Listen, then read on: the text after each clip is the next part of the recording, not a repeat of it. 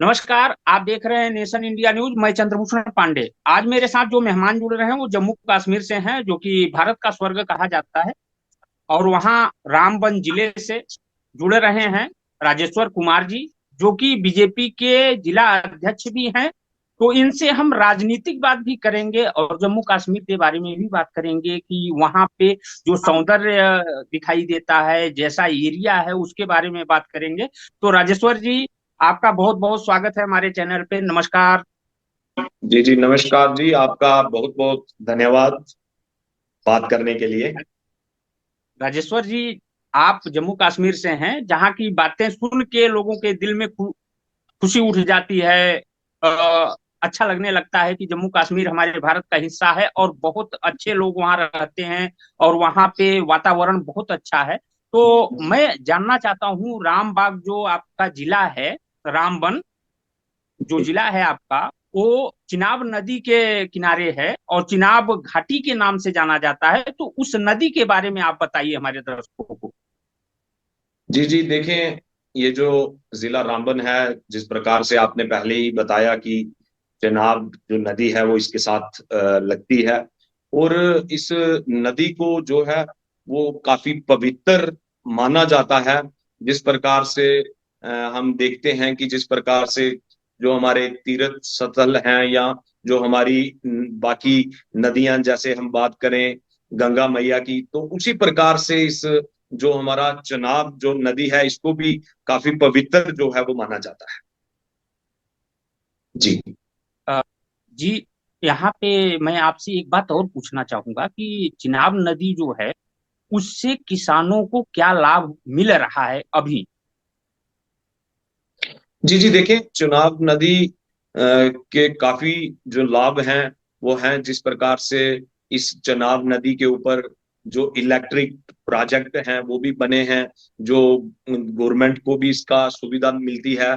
और जो इसके सराउंडिंग्स में जो जमींदार जो हमारे किसान लोग रहते हैं, तो पानी के माध्यम से भी उनको जो है इस नदी का लाभ जो है वो मिलता है। और आने वाले समय में हम प्रयास कर रहे हैं कि इसको जो है हम टूरिस्ट डेस्टिनेशन में भी कुछ लोकेशंस हमने आइडेंटिफाई की हैं, प्रोजेक्ट्स बनाए हैं। और बोर्डिंग भी आने वाले समय में इसमें शुरू की जाएगी, ताकि यहाँ पे जो नौजवान जो बेरोजगार हैं उनको रोजगार देने का भी काम यहाँ से हम करेंगे। जी, अभी आपके यहाँ एक गजपत किला है, गजपत जी किला, जी जिसका जी जी नाम बहुत ज्यादा आता है। राजशाही से लेके लोकशाही तक उसका चर्चा है। जी जी, शेख बिल्कुल। अब्दुल्ला साहब का भी नाम उस किले से जुड़ता है कि जी जी किसी जी समय वहाँ पे वो। तो मैं उस किले के बारे में भी जानना चाहता हूँ कि आप बताएं दर्शकों को कि ये वो किले की स्थिति क्या है और क्या था वो। जी जी, देखें, ये जो हमारा गजपत किला है ये बहुत पवित्र स्थान है। और पुराने समय में जो हम हिस्ट्री के अंदर सुनते हैं कि जब राजाओं के राज हुआ करते थे, और उस समय में अगर कोई भी जो दूसरे राज्य से हमारे राज्य के ऊपर अगर कोई हमला करने का प्रयास करता था, तो वहां पर जो है राजाओं को वो इंटीमेशन जो है उसकी मिल जाती थी। और ये काफी पवित्र स्थान है, और आज की डेट में भी वहां पर काफी श्रद्धालु जो है वो जाते हैं। और जिस प्रकार से आपने कहा, तो ये भी सही बात है कि जो शेख अब्दुल्ला जी थे उनको जब जेल हुई थी तो कुछ समय के लिए उनको भी वहां पर रखा गया था। और पुराने समय की वहां पर जो जिस प्रकार से आज तो आधुनिक हथियार हैं, पर पुराने जो हथियार हुआ करते थे, जो तोपें थी, वो आज भी वहां पर प्रेजेंट है। वहाँ जी जो पर्यटक हैं उनके लिए क्या सुविधाएं हैं। जी जी, देखिए, वहां पर तो जो पर्यटक आते हैं वहां पर आज की डेट में वो काफी जगह जो है वो डेवलप की गई है। वहां पर उनके रुकने के लिए, उनके भोजन जिस प्रकार से तैयार करते हैं उसकी व्यवस्था के लिए जो हमारे लोकल सतर की कमेटी है, तो वो उसको डेवलप करने के कार्य में लगी है। और काफी साल में एक बार बड़ा वहां पर जागरण के रूप में भी जो है किया जाता है। और हर दिन वहां पर जो श्रद्धालु हैं उनकी भीड़ लगी रहती है। ये तो अच्छा लगा आपसे सुन के। और आप जी राजनीति से जी जुड़े हैं, बीजेपी के जिला जी अध्यक्ष हैं, कुछ जी जी बातें उसके लिए भी कर लिया जाए, क्योंकि जी जी आपके जिले में जो दो सीटें हैं, कांग्रेस उस जी पे हर समय हावी है या उनका गढ़ माना जाता है, तो जी इस जी किले को आप कैसे तोड़ेंगे? जी जी देखिए, जो हमारा जिला है यहाँ पर दो कॉन्स्टिट्युएंसी जो हैं वो पड़ती हैं। एक रामबन विधानसभा है और एक बनाल विधानसभा है। तो रामबन विधानसभा जो है ये भारतीय जनता पार्टी ने 2 बार पहले भी जीती है। और बनाल जो विधानसभा है वहां पर जिस प्रकार से आपने बताया कि ज्यादातर कांग्रेस का ही दबदबा रहा है, पर जिस प्रकार से आप देख रहे हैं कि भारतीय जनता पार्टी जो माननीय नरेंद्र भाई मोदी जी के नेतृत्व में जो विकास के कार्य जो हैं वो चल रहे हैं, तो हमारा भी आने वाले समय में जो भारतीय जनता पार्टी का जिला रामबन में परिवार है वो आने वाले समय में बढ़ रहा है। दिन ब दिन लोग हमारे साथ जुड़ते जा रहे हैं। और आने वाले समय में हम ये पूर्ण उम्मीद रखते हैं कि आने वाले समय में हम इस चुनाव को दोनों सीटों को यहाँ से भारतीय जनता पार्टी को जिताएंगे। जी, पहले तो जो बातें हुई हैं कि ये यहाँ जम्मू कश्मीर में रामबन जिला जो है वो ऐसा है जी कि ये आतंकवादियों से मुक्त हो चुका है, लेकिन उग्रवाद आपके तरफ अलगाववाद और जो भी घटनाएं घट रही हैं, इसकी स्थिति आपके यहाँ क्या है? देखिए, जिस समय यहाँ से जम्मू कश्मीर से धारा 370 को हटाया गया, तो उसके बाद आपने देखा होगा कि धारा 370 हटने से पहले कश्मीर के क्या हालात रहते थे। कितने कितने दिन बाजार बंद रहते थे, पत्थरबाजी होती थी। और धारा 370 हटने के बाद निरंतर जो हालात थे वो ठीक हुए, अच्छे हुए। आज कश्मीर के अंदर कोई पत्थरबाजी नहीं होती है। और विकास के कार्य जो थे वो बहुत तेज गति से यहाँ पर चल रहे थे।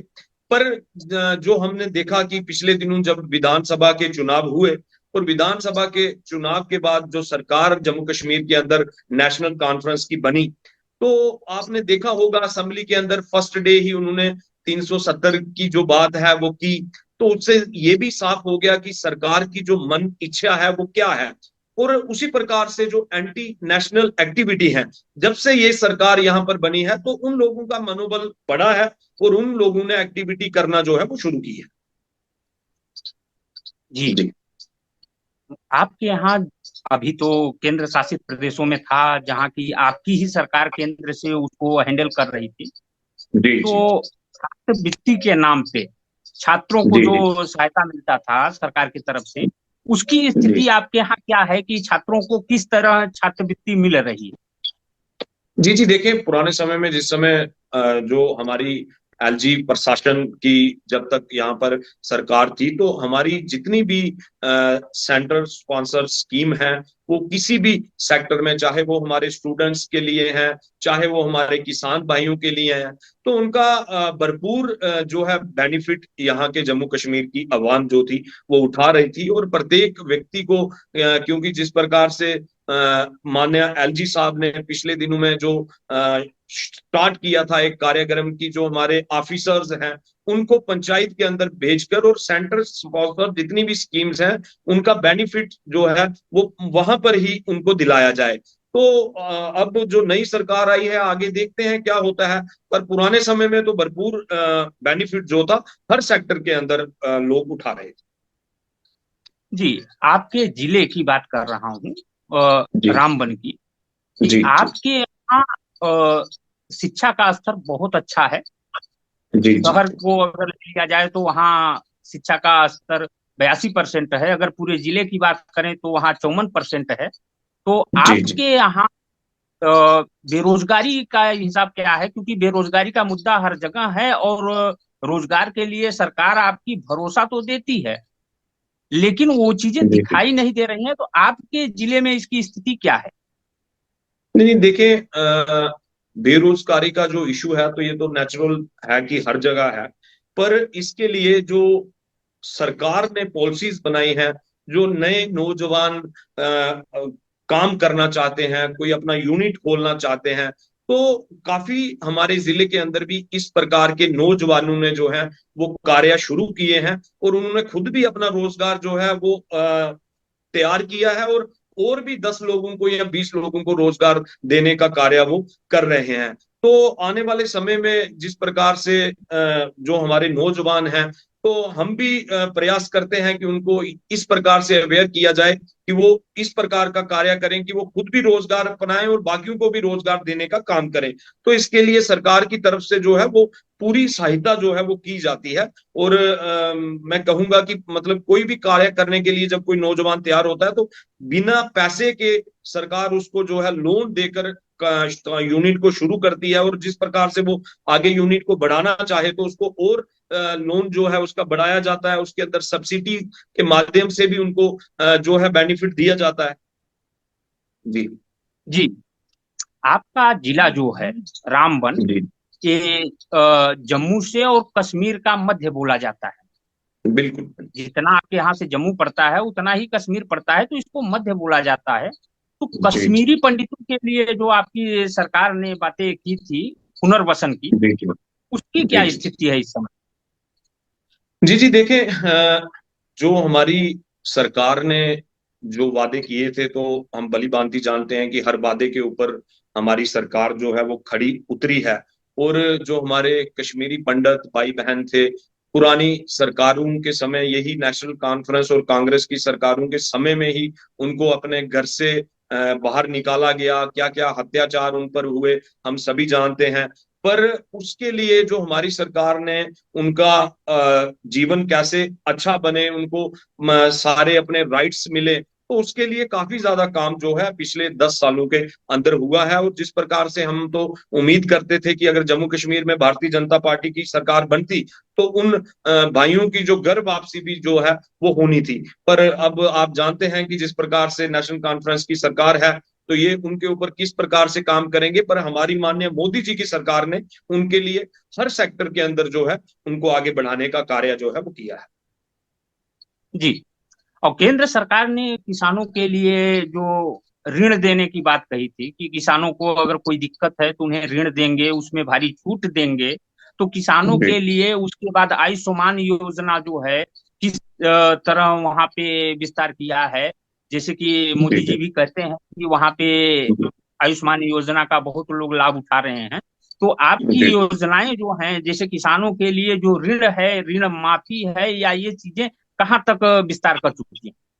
नहीं देखिए, हमारा जो जिला है, जिस प्रकार से बाकी भी जिलों के अंदर मैंने पहले ही आपको बताया कि कोई भी सेंटर स्पॉन्सर स्कीम है, उसका भरपूर लाभ जो है वो दिया जाता है। और माननीय एलजी सरकार के समय में जितने भी ऑफिसर्स थे, उनकी एक जिम्मेवारी तय की जाती थी कि उनके एरियाज के अंदर कोई भी व्यक्ति जो है वो इस स्कीम से नहीं छूटना चाहिए। अगर छूटेगा तो उस अधिकारी के ऊपर कार्रवाई जो थी वो एलजी प्रशासन द्वारा की जाती थी।